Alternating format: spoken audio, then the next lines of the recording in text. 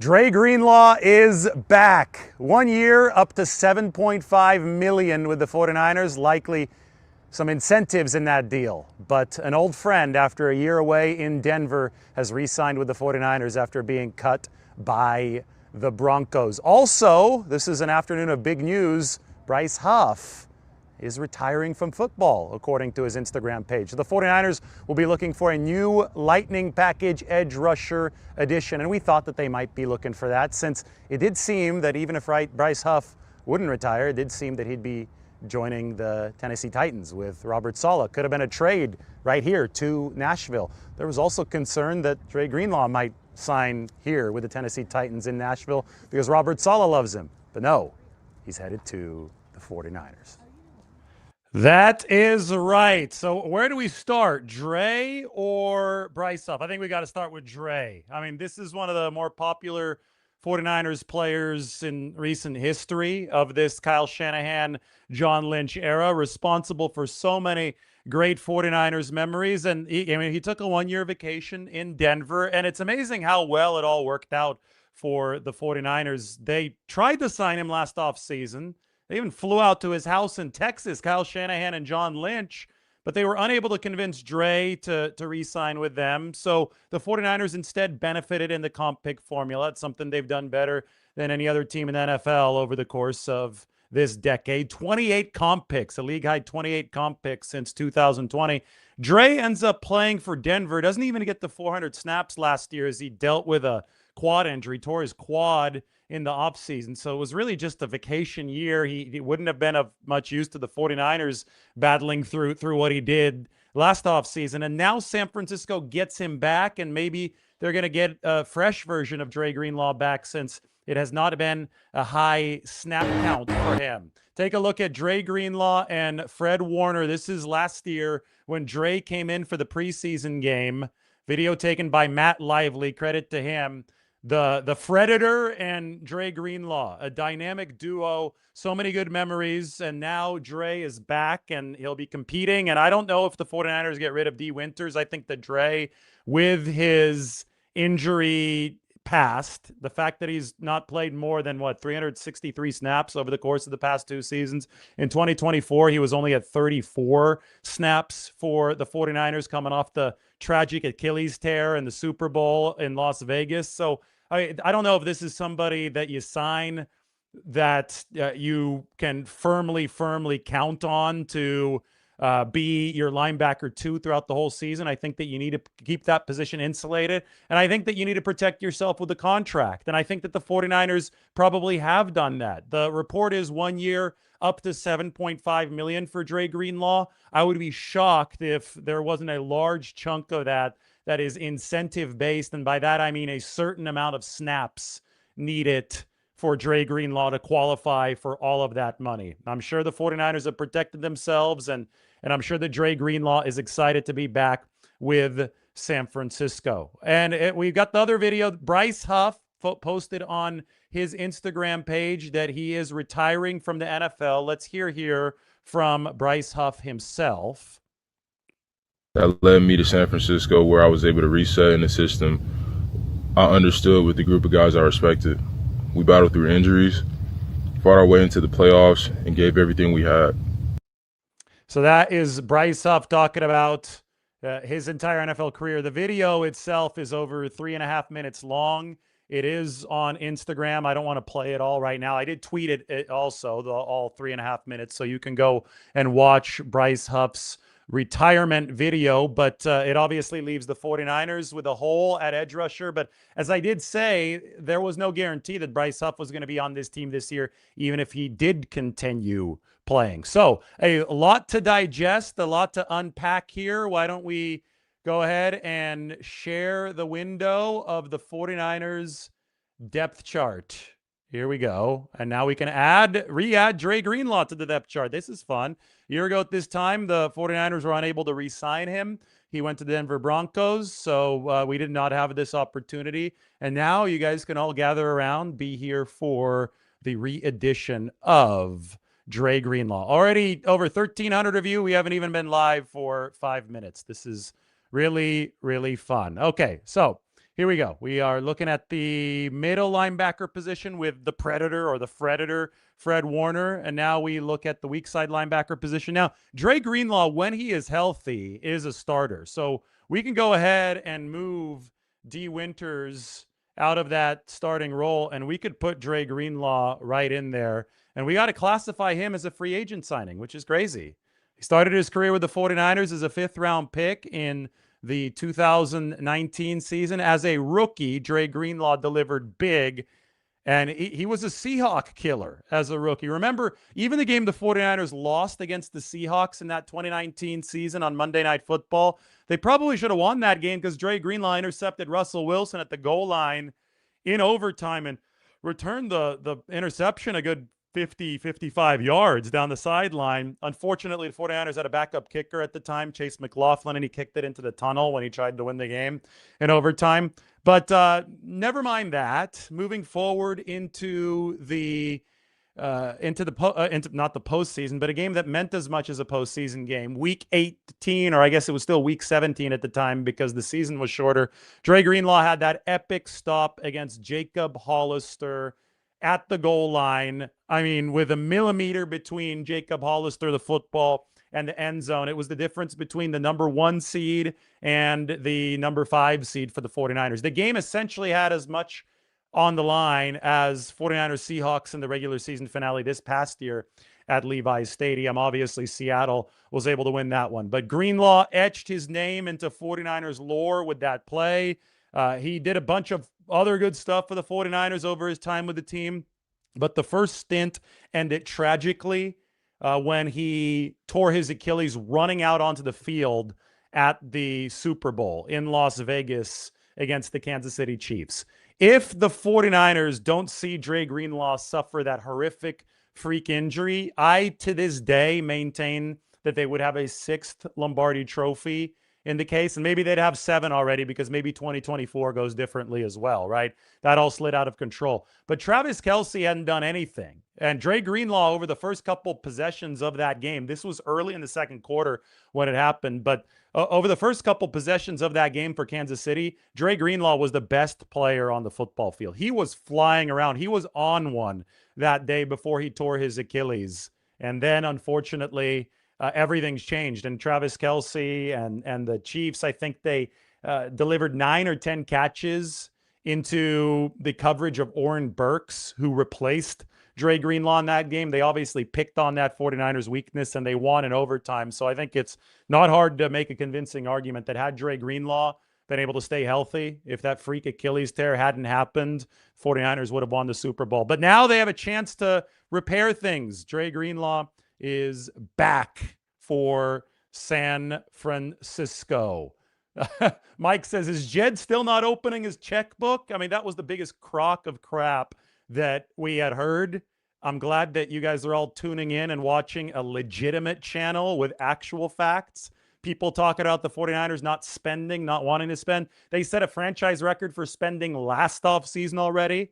This shows you how disconnected folks are from reality. Well, this offseason, the spending is rolling in for San Francisco, and they are not worried about signing veterans. They're not worried about signing depth pieces. They will also be attacking the NFL draft. I told you guys the reset last year meant less free agency spending, more spending for A-list pillars. The behavior this year financially of the 49ers was always going to be more geared toward adding on the free agency level. They just aren't contracts to re-up this year. Last year, they had contracts to re-up, except for the Trent Williams contract, but I'm sure that that's going to be coming at some point soon for the 49ers. They definitely are not going to bring in Mike Evans, who's 32 years old, bring in Osa Odigizua via trade, bring Dre Greenlaw back, while allowing themselves to regress massively at left tackle. I think if it doesn't work out with Trent Williams, 49ers will find a way to trade him and sign somebody like Rasheed Walker. I believe he remains unsigned. That might be the 49ers' only path, actually, to staying, at a decent level at the left tackle position.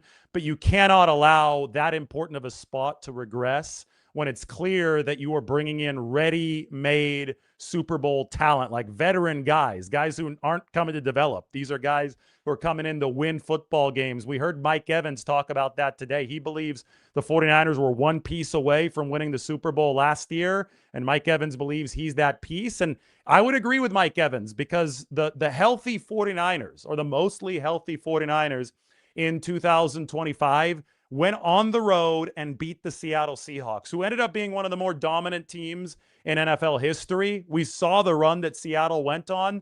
Remember when the 49ers actually had their guys in week 1, they went up there. Not only did they beat the Seahawks, they statistically beat the brakes off of them. 49ers had over 400 total yards, and the Seahawks were in the 200s by the end of that week 1 game. 49ers, if Eddie Pinheiro had been on the team already in week 1, would have won that game by multiple scores. But because Jake Moody was missing field goals, the 49ers won only, 17-13. But the score did not reflect how badly the 49ers beat Seattle in week 1. And Seattle, thanks to the fact that the 49ers got so injured, thanks to the fact that San Francisco encountered a mass injury event, was not able to beat Seattle again. And they ran out of gas when the time came in the postseason. Despite that, the 49ers still won 13 games. Somebody like Mike Evans, who knows a whole lot more about football than the average resident troll on X, believes that they're only one piece away if they're reasonably healthy. And it looks like other players like Dre Greenlaw, obviously, Osa Odigizua was not a free agent signing. That was a trade. But it really seems that the actual portion of the league that has to play football believes that the 49ers are very, very close to doing what their fans are desperately hoping they can do this next season, and that is finally win a Super Bowl after 3 decades of waiting. All right, the Bryce Huff retirement. Let's cover that a little bit as we go here to the defensive side of the ball. We have to remove Bryce Huff from the 49ers roster, and we have to remove him from some of the defensive line rotations that I was talking about earlier today. Now, we did not have certainty that Bryce Huff was going to be on this team this year, even in the event of him not retiring. Why? Because the 49ers have changed defensive schemes. Well, not fully, but I think they've changed. Well, let me put it this way. They have changed defensive coordinators. It might still be the same general scheme. It might still be the same base 4-3 front, but the move to Raheem Morris is going to change the way that the 49ers look at that defensive end position, at least in terms of the skill set they want there, because I think they want to be more amorphous. I don't think that they're going to be hand in the dirt, run the hoop, get off the line of scrimmage at defensive end as religiously as they were before. I think they may require some zone drops out of defensive end. I think they're going to be running a lot more 5-man fronts out of that defensive line, which means that the defensive end responsibilities are going to be different because a 5-man front is rooted in a 3-4 alignment. So while they may be at home in the 4-3, they're going to be running with more variation in 2026. And perhaps that would have changed the need for Bryce Huff. And we know that Robert Saleh loves Bryce Huff. And we know that Bryce was really damn good when he had Nick Bosa available, when he had Michael Williams available, but then it turned into tougher sledding down the stretch of the season. Didn't have any sacks over the back half once everybody got hurt. Anyway, we're going to remove Bryce Huff. Happy retirement to him. Congratulate Bryce Huff on a successful NFL career. And, you know, anybody who makes it to the NFL, anybody who makes it several years in the NFL, they have my full respect. It's a whole lot easier than commenting on this stuff from the couch. Sam Okawanu can move up a rung behind Nick Bosa now. And yes, there is a chance that the 49ers sign Joey Bosa. In fact, I will report it right now. You guys want to hear this? The 49ers are going after Joey Bosa. They went after Joey Bosa last year. They weren't willing to pay him as much as Buffalo. He made the business decision. I think it would fit big time for the 49ers this season, especially now that you're running a more amorphous scheme. You're going to need some, I think, better run defense from all your defensive ends, not just your guys who are considered 3-down players. But we know that Joey can play the run. We know that Joey can rush the passer. And we see where the 49ers are at right now. You know, typically you're going to have an 8-man defensive line rotation. on game day, but you're going to have 5 defensive linemen, or defensive ends on the 53-man roster.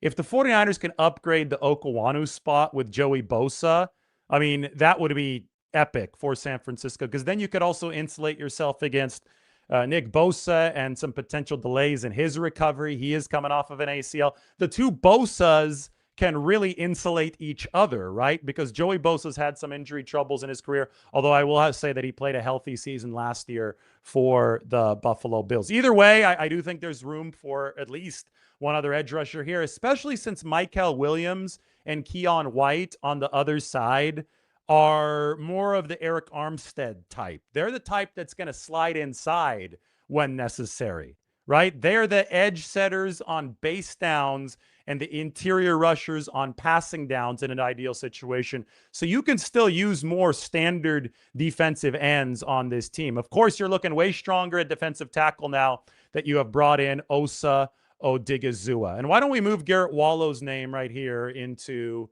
the second column instead of the third column? Wallow down here. So you've got 6 linebackers. I'm not sure if all 6 make this football team, and maybe there is a chance that the 49ers do jettison one of these linebackers. Maybe D. Winters is tradable. Maybe, I don't know if Tatum Bethune is tradable.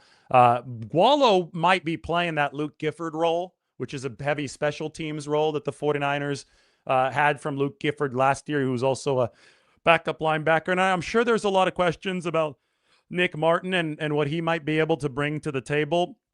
We know that he was ascending last year. We know that Nick Martin ultimately got up to the Sam linebacker spot, which was the 49ers' third linebacker spot after. I mean, this was a raw prospect who had only played 4 games his final season at Oklahoma State before being drafted. He looked really, really rough in the preseason, but he's athletic as hell and he's strong as hell. He put up something like 27 bench press reps at the combine. But Nick didn't play at all throughout the first portion of the regular season. Then December hit. We saw him against the Browns as the Sam linebacker. So obviously he was progressing, suffered a concussion, was in the protocol for a long time after that. So we're not quite sure where things stand with Nick Martin. But if he is, and let's hope, knock on wood here, but let's hope that he's through the protocol, because that sounded miserable how long he was in there. Maybe he can continue to develop with some tutelage from Fred Warner and now Dre Greenlaw. Unfortunately, no Robert Saleh to see the reunion. That would have been cool, right? Robert was all over trying to get Dre Greenlaw back to the 49ers last season, but he wasn't able to do it. I think that Dre wanted to wear the green dot, and he had a chance to do that briefly in Denver, but the torn quad and it was a bad situation injury-wise for Dre Greenlaw. It has been for the past 2 years. That's why I think a lot of this deal will be incentive-based, but it's certainly going to be a popular one with 49ers fans. One of the 49ers' 3 fourth-round 2026 compensatory picks indirectly came from Dre Greenlaw going to Denver for 1 season, which is what I said earlier. Now they have both the pick and Greenlaw for 2026. So they could not have played that better. Mike wonders if Martin gets used as a situational rusher. And Mike, if you want to join the show with audio, you can again. We've been on a bit of a roll. We were talking about Dre Greenlaw potentially returning on an incentive-based deal. I think that's exactly what has happened. And Mike is obviously the one that gave this channel its claim to fame. We were talking about Osa Odigizua to the 49ers before anybody else, thanks to Mike. And Osa Odigizua is now with San Francisco. Here, let's get it up on the San Francisco Standard. I can't wait to write a little bit about Dre Greenlaw returning to this team. Here you go. Here's the Osa Odigizua article. 49ers going to be staying in that 4-3 at home, right, in their home defensive package. But they are going to be expanding beyond that, and they are loading up with veteran talent because they're pushing some chips into the middle of the table here in the 2026 season. I'm going to ask Mike to send me a Greenlaw Hollister picture. I want a picture of Greenlaw making that stop against Seattle in 2019. Who wants to see that? I do. I'm going to raise my hand. If you guys want to see that, then we're going to put it up on the screen soon because I'm sure that Mike is going to send us the photo. But again, this one right here, not that. I got to get this off the screen first. We could listen. This is from Matt Lively. Let's listen in to Fred Warner and Dre Greenlaw. Love you, dog. Yeah. I'll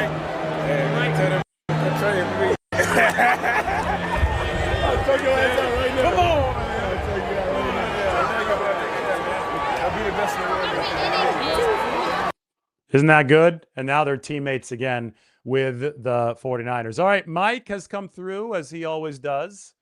And we've got the goods here. I just have to get them up on the screen. I think this one's going to be particularly enjoyable for 49ers fans. All right, now let's take a step back and just enjoy how eventful, in a positive way, this week has been for 49ers fans. I mean, you've seen your team sign Mike Evans, like the future Hall of Famer, Mike Evans. That's pretty damn cool, if you ask me. You have seen your team trade for one of the better in his prime defensive tackles out there in Osa Odigizua. And now many of your wishes have been fulfilled because you have seen the 49ers bring back the man that was a fan favorite and remains a fan favorite in Dre Greenlaw. And there's the photo. It's one of the iconic moments in 49ers history on the goal line at Seattle. And you know who's right there on the right? He's easy to spot. That is Fred Warner. He's going to be rejoining the Robin to his Batman. We'll put it that way. Going to be rejoining Dre Greenlaw on the second level of that 49ers defense. 1 year deal worth up to $7.5 million. Jeremy Fowler said many in the 49ers building believe they shouldn't have let Greenlaw leave in free agency last year. Wouldn't make the same mistake again. I don't know if the 49ers really made a mistake last year. They tried to keep Dre Greenlaw. Dre wanted to go. I mean, the 49ers, if Kyle Shanahan and John Lynch are flying out to Texas to meet with him before he signed with the Denver Broncos, I think that it shows you that the 49ers were trying hard to keep Dre. Now, two things could be true at once. The 49ers could have been trying hard to keep Dre Greenlaw, but simultaneously, they could have also really gotten fortunate that they didn't re-sign him, that Dre wanted to go to the Broncos because he signed for a contract worth up to $31.5 million.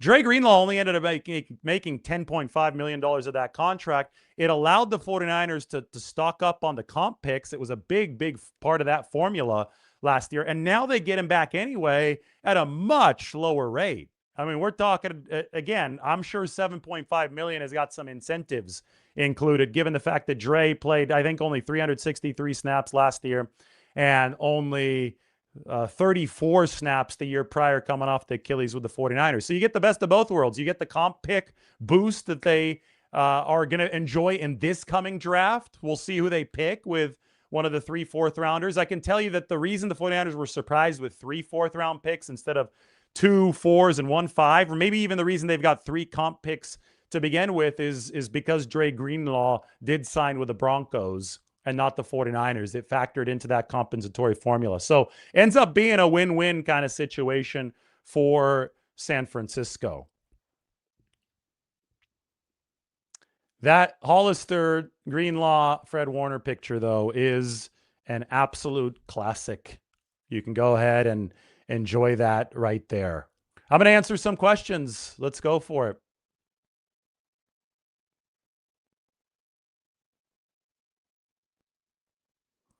People talking about good mojo with the 49ers this year. Other people want the 49ers to bring back Kendricks too. So do you just want the 49ers to get rid of D. Winters and Tatum Bethune and just go with the older guys, Eric Kendricks, Dre Greenlaw, Fred Warner at linebacker? I don't think they're going to be that extreme. I think they want to keep some of the younger talent in the building. But we're looking for clues. We're constantly looking for clues regarding what Raheem Morris wants on his defense. At linebacker, I think the next big place to pivot if you're the 49ers is safety. And that's where I really want a clue. Like linebacker, okay, great. The 49ers, that they love Dre Greenlaw. They love Fred Warner. Fred loves Dre. Makes all kinds of sense, right, for San Francisco. And now we'll see who that weak side linebacker is. I would think, or strong side linebacker is. Is it Bethune or is it D Winters? Probably more likely to be D Winters, but we'll see what exactly they're running defensively. A Raheem Morris unit back in Atlanta there was a lot of 5-man front, so it was really 5-1 heavy, where they were relying more on one linebacker than anything else, and that was Caden Ellis. So I think maybe the 49ers set something similar up here to where the focus remains on Fred Warner, because you've got questions beyond Fred Warner, including with Dre Greenlaw and those injuries at the linebacker position. But for nostalgia's sake, for upside's sake, it certainly is exciting. I mean, Greenlaw's still only 29, so he isn't wrong side of 30 yet, and we know his upside. We know how viciously he plays the position. We know that Kyle Shanahan has compared him to Mike Tyson in the past. And we know that everybody should just watch the tape. I know it might be painful for 49ers fans, but you should watch the tape of Super Bowl 58. Watch the first quarter of that Super Bowl in Kansas City or against Kansas City in Las Vegas. Dre Greenlaw was the best player on the field, and then he tore his Achilles. And I know that sucks, but you will understand the appeal of Greenlaw for the 49ers if you understand how good that tape was in Super Bowl 58 against the Kansas City Chiefs.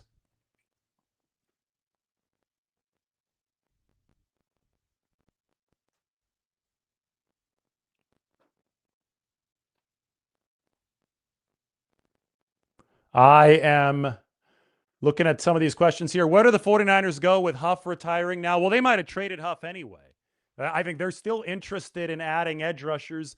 Joey Bosa could be a 49ers ad. There are a number of edge rushers still out there, and we can go through some of those guys in a different show. We can also talk about the edge rushers that'll be available in the NFL draft. At this point, it is about finding the right price on these players. For example, I want to go to the 49ers salary cap, where we're going to add Dre Greenlaw into the mix. Mike, I don't know. Do we have contract info yet on Mike Evans? Because it'd be helpful to know his salary cap hit. I can put this, though, up on the screen, and I can show you where Dre Greenlaw's number is going to be. We're going to put him as the 49ers linebacker 2 again, just like old times, behind Fred Warner. Mike is going to let me know what he sees on the cap pages. He's looking right now. Sometimes it takes a little while for some of these things to come through. We do have the general numbers of Mike Evans' deal, but we don't have the prorations and the cap hits. Anyway, let's put Dre in here.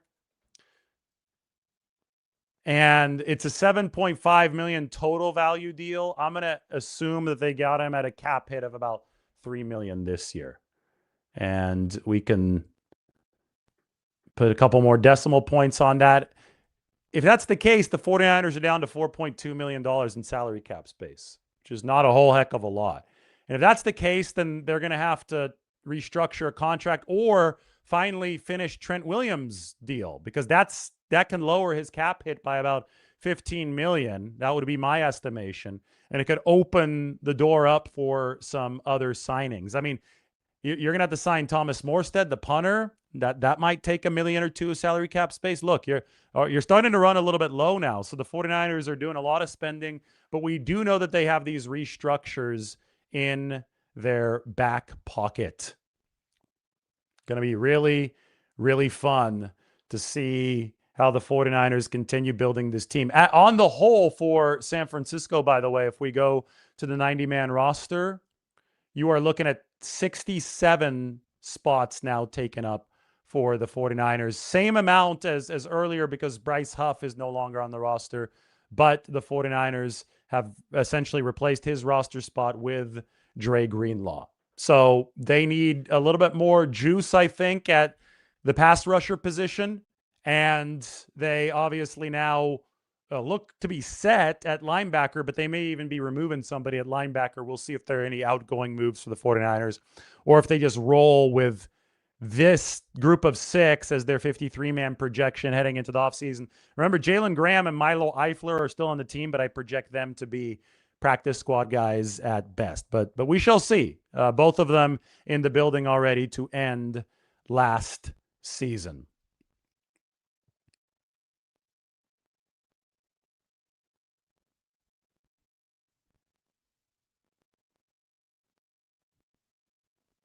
Somebody asking why would the 49ers keep the punter? He was good last year. What was wrong with Thomas Morstead? What did he do to you? He was fine. And almost more important than anything, he was a good holder. And Eddie Pinheiro went 28-29 on his field goals. He led the league in percentage. When that happens, you should count your blessings, and I think you should want to keep the long snapper, you should want to keep the holder, and you should want to keep the kicker. I don't see why you would let go of any of those positions.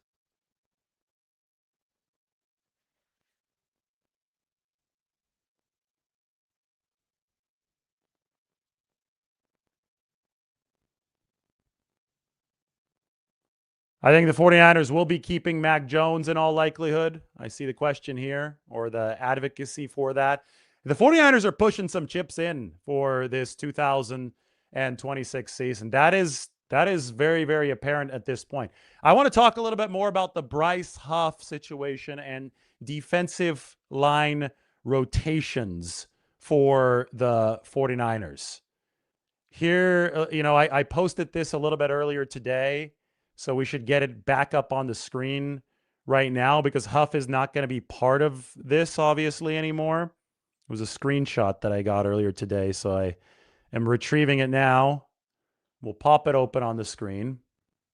All right, so remember, this came out with our little alarm update in the morning, but my look at the turbo package down here, which was the specialized pass rushing package, not necessarily something that the 49ers are going to use against the run, but they're going to use it in passing situations. I projected Bosa and Huff on the edges. Odigizua is a 3-down defensive tackle. So I have him in on the turbo package as well. And then I thought that Michael Williams and Keon White, depending on who the better pass rusher is, could be that second defensive tackle or the second interior pass rusher. With Huff now retiring, that's the spot that you're going to have to fill. Ideally, it's a spot that you only use, on those pass rushing downs. He's not going to be in there on the majority of snaps, but you still need a speed rusher. I don't care what the scheme is. You still need somebody who's lighter, like a Bryce Huff, who's going to get after the quarterback with reckless abandon. And I think the 49ers are keeping a lot of the same principles as they had in the past. Chris Kasarik is still the defensive line coach. So you look toward the draft, and you're going to look toward free agency, and you look toward somebody like Joey Bosa to fortify defensive end, because he could even make that Sam Okawanu spot better, as I was showing you guys in the 49ers depth chart. Dre Greenlaw has posted. We have heard from Dre himself. The reunion with the badass, number 57, Dre Greenlaw, has given 49ers fans so many great memories. Now I can show you guys his actual post on Instagram. Man, if I could grab it out of everything here that I've been trying to download lately. Mike just sent it to me. Maybe I have to take a screenshot of it to get it up. Yeah, Mike, thanks for sending it to me, but I'm having a little bit of trouble here on my end. What we're going to do is just grab a screen grab of this great Dre Greenlaw post. It includes him, and it includes Fred Warner, and it is now up on the screen. Home is where the heart is, Dre Greenlaw says. Cool stuff. What does Mike have to say? Arnold Ebiketie also would make sense as a veteran edge rusher for the 49ers, as Mike says in our chat. Definitely. A lot of welcomes home for Dre Greenlaw. Here's a question. If you remove Bryce Huff, what are the salary cap savings? Well, they didn't owe him any money this year anyway, so but it was on the books. Yeah, that's a good question, actually. That is a very good question. Let's go here. We're going to you could take there is no dead money for Bryce Huff. You could take his entire contract off here, and as we will. So it's $5.39 million. Look at this. It says $4.21 million Could take off the Huff 5.39. All of a sudden, the 49ers have about 10. So removing Huff essentially pays for Dre Greenlaw on the salary cap, because I don't think Greenlaw's hit's going to be more than $3 million. Watch, there's going to be some not likely to be earned incentives here with the Dre Greenlaw contract. Those are the same thing they did with Mike Evans, because Mike Evans didn't play a whole lot last year because of the collarbone injury. So since he only had 300 something yards, if you say there's an incentive of 500 yards, that's not likely to be earned because it's based on what he did the year prior. It therefore doesn't count against the salary cap, even if the incentive is there. So heavy incentives in Evans' contract, expect heavy incentives in Greenlaw's contract. The 49ers have essentially found a loophole to keep the salary cap hits lower for both of these players. Good question, everybody. Thanks for checking that out. And to celebrate, I know fans are happy to celebrate Dre Greenlaw's return to the 49ers. We can celebrate with, why not some San Francisco sandwiches? Yeah, it's been a while since the Super Bowl and when we made this video, and I don't know, I think it's a good one to play right now on Dre Greenlaw Day. Happy to all of you who observe and enjoy this. And, I just want to use this as a chance to support some of our local businesses, because it is a very, very good opportunity to do so. Everybody enjoy. Thank you very much. San Francisco is a city where world-class sports and world-class sandwich. Oops, we got to play it one more time. Here we go. San Francisco is a city where world-class sports and world-class sandwiches collide.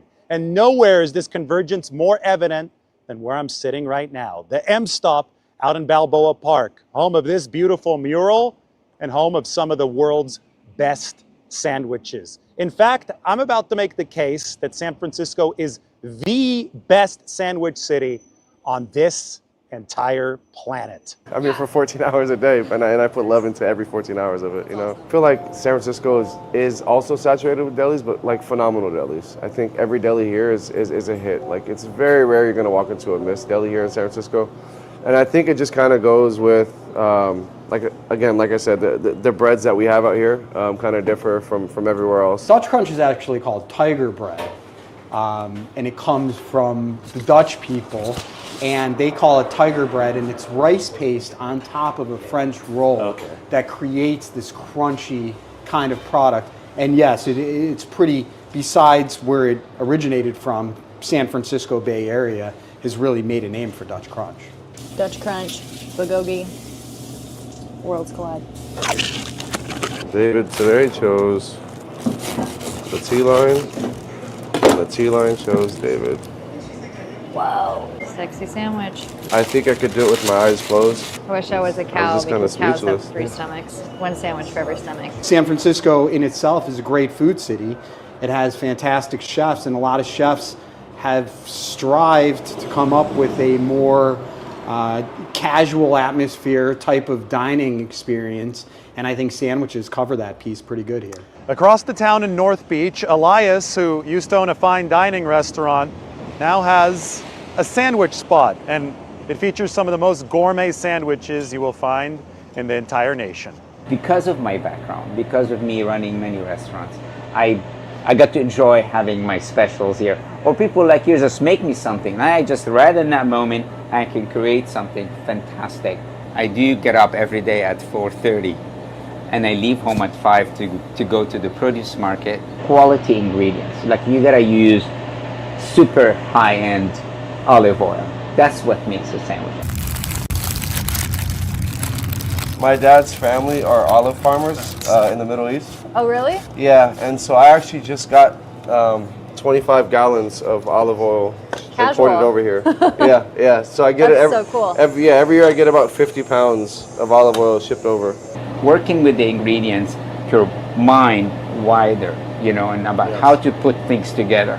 Deli Board has the 49er on the menu. And Adam here in Soma has turned the sandwich into an absolute art form. What's amazing is you get transplants like me that are able to operate with different ingredients, with local ingredients, but then using some of the basic kind of, again, the foundation of Jewish deli. So I have taken Jewish deli to the next level with all of the great food products that we offer, with the bread, the French rolls, and the Dutch crunch. So you're getting a completely different experience. I would call it thoughtful, casual food. What has happened through time, I've taken the simple process of a sandwich, and we've contributed a lot of architecture to create a product that actually eats well. So eatability is a huge factor in my food. I want you to eat your sandwich, maybe have a little drip on your hand. But the reality is you can eat my sandwich with one hand and the contents stay in. It stays, it's a refined architectural piece of work.